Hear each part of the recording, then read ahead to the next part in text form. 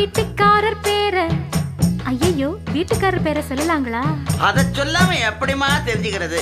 அட சும்மா சொல்லுமா.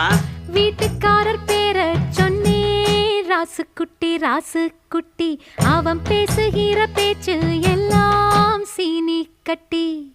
அட கண்ணுக்கழகா ஆளும் இருப்பாரே, நித்தம் கலர் கலராடை அணிவாரே. இப்போ எந்த திசையில் எங்க